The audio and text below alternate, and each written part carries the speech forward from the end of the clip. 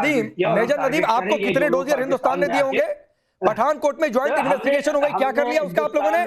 बुलाया था ना आईएसआई की, एक आपकी इन्वेस्टिगेशन टीम आई थी, आईएसआई के इशारे पर ही वो लगाए होंगे। क्या कर लिया उस इन्वेस्टिगेशन का? क्या नतीजा निकाल दिया? मुंबई हमले का डोजियर जिंदा सबूत था, क्या कर लिया? तो मैंने पहलगाम के समय ही कहा था, पहलगाम में मौजूद था कि डोजियर आइंदा नहीं देंगे, और ना ही आपका कंडेमनेशन चाहिए, उसे पॉकेट में रखिए।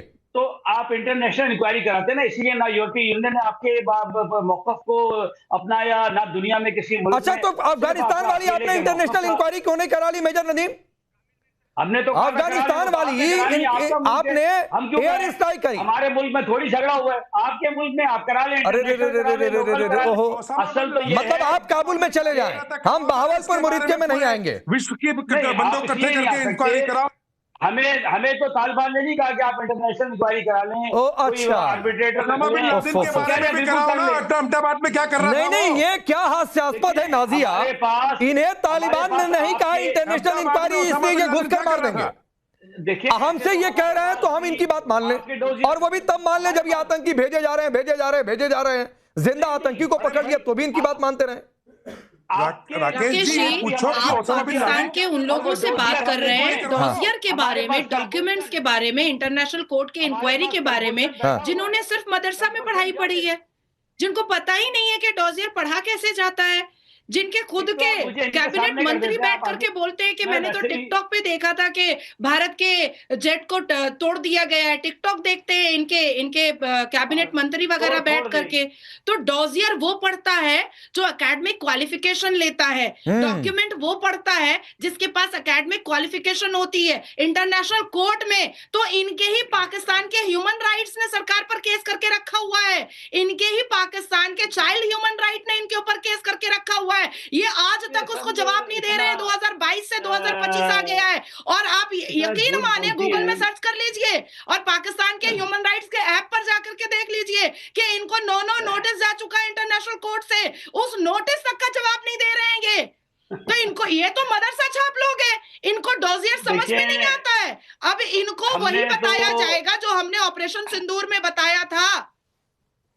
हमें आपकी तालीम का पता है, इसलिए हमने जिंदा डोजियर रखा हुआ है कुलभूषण जाधव की शक्ल में, जिनकी वालदा को भी हमने बुला के मिला दिया, उनकी वाइफ को भी मिला दिया। आपने भी मिलना तो आपको भी मिला देते हैं, आपको भी मिला देता हूँ मैं। आपने मिलाना है तो जरा भेजें डिटेल अपनी, हम आपको भी मिला देते हैं। हमारे देश के ऑफिसर से बात कर रहे थे, ये बदतमीजी आप लोगों को मदरसे में सिखाई जाती है क्या? हमारे देश के ऑफिसर से डॉक्टर इरशाद, आपके नेता, जिस बदतमीजी से बात कर रहे थे, आपने रोका क्यों नहीं?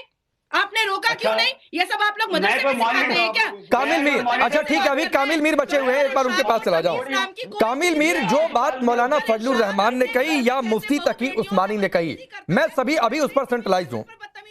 ये क्यों ना माने कि मुनीर के दिन लदने शुरू हो गए, और इसलिए दिन लदने शुरू हुए क्योंकि वहीं से आवाज उठ रही है। मेजर नदीम रुक जाइए, कामिल मीर से सीख लीजिए, अभी तक नहीं गया उनके पास, अपनी बारी का वेट कर रहे हैं, थोड़ा सा धैर्य से। कम से कम डॉक्टर इरशाद से सीखिए, हंसते ही रहते हैं, बीच में नहीं बोलते हैं, उसी से हम इंटरटेन हो लेते हैं। ठीक है कामिल मीर, तो क्या ये तय नहीं है कि मुनीर घर में घिर रहे हैं, और इसीलिए पता था, इसीलिए पहले से एक इंतजाम करके रखा हुआ था लाइफ टाइम इम्यूनिटी का, लेकिन वो भी शायद ऐसा लग रहा है कि बदलते वक्त में हो सकता है कि उसका भी कोई तोड़ निकले, या उसको भी संशोधन करके हटा दिया जाए। अच्छा, मैं अभी थोड़ी देर पहले मैंने मूवी देखी है जिसका नाम था ऑपरेशन सिंदूर, इंडिया की धुलाई और प्रेसिडेंट ट्रंप की सच्चाई। अभी मैंने मूवी देख के खत्म ही की थी, तो वाशिंगटन पोस्ट की खबर मेरे सामने आ गई। आपने आसिफ ने बनाई है ये मूवी, पढ़ी होगी। आप मेरी बात सुन लेना, इतना तो सब ख्वाजा आसिफ ने बनाई है क्या? ख्वाजा आसिफ ने वो सोशल मीडिया देख के मूवी बनाई, वो देख के आए हो? पढ़ी है जिसके अंदर आपको पहले ये बताओ, ये मूवी कहाँ किसने बनाई है? ख्वाजा आसिफ ने बनाई है? किसने बनाई है पिक्चर? ये सोशल मीडिया नहीं, अरे तो पिक्चर के आप ही जवाब दे दीजिए, क्यों इंडिया, आप ही जवाब दे दो ना। अच्छा मैं पूछ लेता हूँ इस सवाल को, कामिल मीर, कर्नल दिनेश चंद का सवाल है। क्या बोल रहा है? एक मिनट कामिल मीर, जो आप ऑपरेशन सिंदूर फिल्म की बात कर रहे हैं, कर्नल दिनेश चंद पूछ रहे हैं, इसका प्रोड्यूसर डायरेक्टर कौन है? पांडे जी मुझे बात करने देना। नहीं, मैं आप ही के पास हूँ, बस ये बता दीजिए प्रोड्यूसर बाई, डायरेक्टेड बाई में किसका नाम लिखा हुआ है? आपने क्या सवाल करता है, मुझे पता है आपने क्या सवाल करता है, मेरा जवाब सुन लें आप। वॉशिंगटन टाइम्स की आपने खबर पढ़ी है जो कल आई है? आपको पढ़नी आती है, अंग्रेजी आती है ना? इंडिया आपसे ज्यादा ही आती है। जो अच्छी इंग्लिश बोल लेते हैं, अच्छी इंग्लिश बोल लेते हैं, उसको पढ़िए, उसको क्या लिखा हुआ है, क्या लिखा हुआ है, बताइए क्या लिखा हुआ है, क्या पढ़ी आप ही बताइए क्या लिखा हुआ है। शायद आपको ट्रांसलेशन की जरूरत है। क्यों अमेरिका ने अपनी पॉलिसी चेंज की है? क्योंकि 6 मई की रात को जो हुआ, पूरी दुनिया उस पर हैरान थी कि कैसे पाकिस्तान ने इंडिया को इस जंग में हराया है। तो ये अच्छा, गार्डियन की स्टोरी पढ़ ले, वाशिंगटन पोस्ट की पढ़ ले, न्यूयॉर्क टाइम्स की पढ़ ले, हमारी बातें ना सुने आप। इंटरनेशनल सुन लो, अभी सुन लो। आप ख्वाबों की दुनिया में ग्लोब मास्टर नूर खान बेस पे ग्लोब मास्टर कौन से F-16 के पार्ट लेके आए थे? देखना होगा कि पाकिस्तान के साथ मिलकर कैसे Globemaster American transport aircraft Nur Khan base के ऊपर कौन से F-16 के पार्ट्स लेके आए थे अमेरिका से? मुझे छोड़ दे आप। इंटरनेट ग्लोबल अच्छा, मैं पूछ रहा हूँ ट्रांसपोर्ट एयरक्राफ्ट जो अमेरिका के मैं पूछ रहा हूँ सवाल मौलाना फजलुर रहमान पर, मुनीर पर जो कहा, तो ये ऑपरेशन सिंदूर फिल्म देखकर आ गए और फिल्म में कर्नल दिनेश ने प्रोड्यूसर डायरेक्टर कौन है ये बता नहीं पा रहे हैं। तो फिल्म सपने में देखी थी कामिल मीर। दूसरी बात है कि एक चीज और नोट करिए और तारीख नोट कर लीजिए, मैंने क्या कहा था। जिस दिन गाजा वाला मसला सधा, जिस दिन बांग्लादेश वाला टारगेट पूरा हुआ, ऐसे दूध में मक्खी की तरह अमेरिका आपको निकाल कर फेंकेगा। Mind my words. और ये यहां पर बैठा हुआ कोई भी इनकार नहीं कर सकता है, कर्नल दिनेश ने। देखिए राकेश, मैं आपको बताऊं, अब ये मीर साहब भी सुन ले, नदीम भी सुन ले और ये भाई ISI वाले भी सुन ले।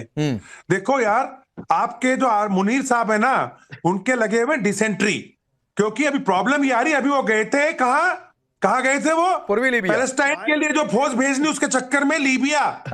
और लीबिया में जाके हाथ जोड़ के आए कि भाई मुझे बताओ, मीर वो सोशल मीडिया की पिक्चर छोड़ो, पिक्चर ये असली कहानी सुनो, असली कहानी सुनो।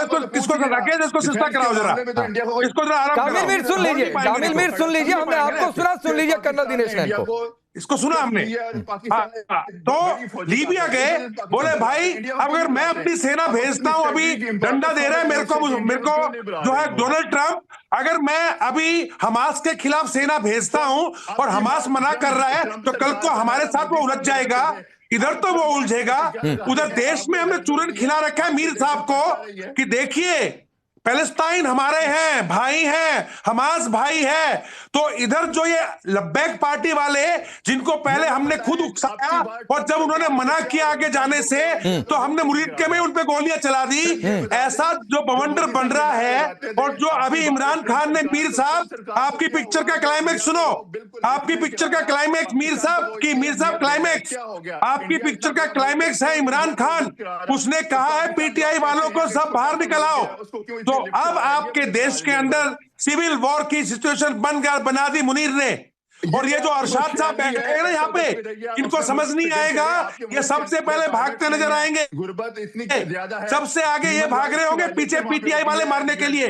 और नदीम तो भाग जाएगा किसी गुफा के अंदर। इसने आज तक मुझे अपनी बटालियन का नाम नहीं बताया, 3 महीने हो गए पूछते हुए। और मीर साहब आप कौन से पत्रकार हैं ये जरूर बता देना, क्योंकि सोशल मीडिया की पिक्चरों को देखते हो और यहाँ पे आके नहीं, मैं आगे बढ़ता हूँ। मारिया इकबाल, एक ऑपरेशन सिंदूर फिल्म की बात कर दी कामिल मीर ने, लेकिन प्रोड्यूसर डायरेक्टर कौन है ये बता नहीं पा रहे। अच्छा, आप भी कोई फिल्म देखकर आ रही है धुरंधर, उसका तो प्रोड्यूसर डायरेक्टर कौन है ये पूरी दुनिया जान रही है। खैर, मैं सिनेमा से आगे बढ़ता हूँ।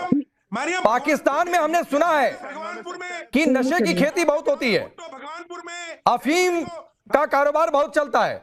खैर छोड़ दीजिए उधर, लेकिन ये लीबिया में S-400 गिरा दिया। S-400 के आगे तो प्रधानमंत्री जाकर खड़े हो गए। जिस एयरबेस की बात पाकिस्तान ने की थी। फिर उसके बाद मुनीर पर पूछ रहा हूं, यहां कोई नहीं बोल पा रहा है। मौलाना फजलुर रहमान पर इतना डर लग रहा है क्या? नहीं मौलाना, आप मुझे ये बताइए, आपको तो बार-बार 3 दुनिया के सबसे जो बड़े बिजनेस हैं वो उन्हीं का जिक्र किए जा रहे हैं। कभी आप जंग की बातें कर रहे हैं, कभी आप नशे की बातें कर रहे हैं, अब बातें भी करें जो आप लोगों ने स्टार्ट की हुई है। ठीक है, कभी आप इस साइड पे चले जाते हैं, कभी उस साइड पे चले जाते हैं। आप लोग कहाँ पे चले जाते हैं? अमेरिका आपको वहां से निकाल देता है। भाई बात सुने, इंसान के जो है ना कोई तौर तरीके होते हैं। बार बार पाकिस्तान के ऊपर इल्जाम लगाना, फिर उनकी जंगों करवाना, अपनी जो है वो अवाम को, जनता को कन्विंस करना कि पाकिस्तान ऐसा मुल्क है, ये हो गया वो हो गया। भाई ऐसा कुछ भी नहीं है। पाकिस्तान बहुत सुकून से चल रहा है, पाकिस्तान की सब चीजें बहुत अच्छी हैं। Really? आप जो बार बार मौलाना फजलुर रहमान के बयान को लेकर और आसिम मुनीर से इतनी दहशत में मुब्तला है कि एक प्रोग्राम में उनको आपने 100 दफा मुल्ला कह दिया। आप हमारे मुल्ला से भी इतना डरते हैं, हमारे फील्ड मार्शल से भी डरते हैं। आप पहले ये डिसाइड कर लीजिए कि आपको सबसे ज्यादा खौफ मुल्ला से है या फील्ड मार्शल से है। जब आपका ये खौफ हमें मैं बता रहा हूँ, हमें अगर खौफ की बात करेंगी मारिया इकबाल तो घर के आगे जो बदा होता है ना उससे भी डर नहीं लगता है। पाकिस्तान की औकात हमारी नजर में उससे ज्यादा नहीं है, तो आप उधर वो छोड़ जाइए। यहाँ पर डर और खौफ की बात नहीं हो रही है। सवाल का जवाब ना देना पड़े तो आप पूरी दुनिया घूम लेंगी मारिया इकबाल। खत्म हो गए।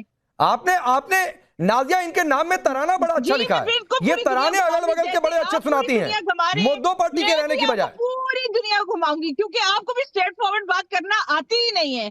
तो मैंने भी ये सीख लिया है कि भाई जिस तरह से आप पूरी घुमा के बात करेंगे, इतनी शर्मिंदगी महसूस हुई कि नेशनल न्यूज चैनल पर एक महिला इतनी अभद्र बात कैसे कर सकती है नेशनल न्यूज चैनल पर। मतलब मुझे इतनी शर्मिंदगी महसूस हुई कि इस्लाम को तो इन्होंने बदनाम कर दिया है पाकिस्तानियों ने, पूरे पाकिस्तान बन चुके हैं। रही बात मुल्ला मुनीर की, ऑपरेशन सिंदूर जो भाई साहब पत्रकार देख करके आए हैं ना, उसमें हीरो हीरोइन का नाम मैं बता देती हूँ। मुल्ला मुनीर हीरो है और हीरोइन मरियम नवाज है। ये तो बिल्कुल फिक्स है और तय है। दूसरी चीज मैं बता रही हूँ कि आसिम मुनीर के नेतृत्व में, लीडरशिप में पाकिस्तान की आर्मी का हाल बंटाधार ऐसा हुआ है राकेश जी कि अब जो मुसलमान बेटियां घर की जीनत हुआ करती थी, अब उनको हथियार पकड़ाए जा रहे हैं और उनको ट्रेनिंग दी जा रही है। इस्लाम के हिसाब से बेटियां पर्दा नशीन और घर की जीनत होती थी, अब उनको हथियार दे करके उनको आईएसआई एजेंट बनाया जा रहा है, उनको लश्कर तैयबा में भेजा जा रहा है, उनको जैसे मोहम्मद में भेजा जा रहा है। आपको याद होगा ऑपरेशन सिंदूर के वक्त में इनके पाकिस्तान के पार्लियामेंट में एक कैबिनेट मंत्री ने एक स्टेटमेंट दिया था कि हमारी आर्मी कम होती चली जा रही है। तो क्या हुआ, मदरसे के बच्चे बाहर आएंगे और वो हमारी सेना बन करके लड़ेंगे। तो अब आप सोचिए कि मुल्ला मुनीर प्यार में इतना पागल हो चुका है कि उसको पता ही नहीं है कि बॉर्डर का काम कैसे संभाला जाता है। अभी तो वो इश्क और माशूक में चल रहा है। और नहीं, लेकिन नाजिया एक आपको बता दूं,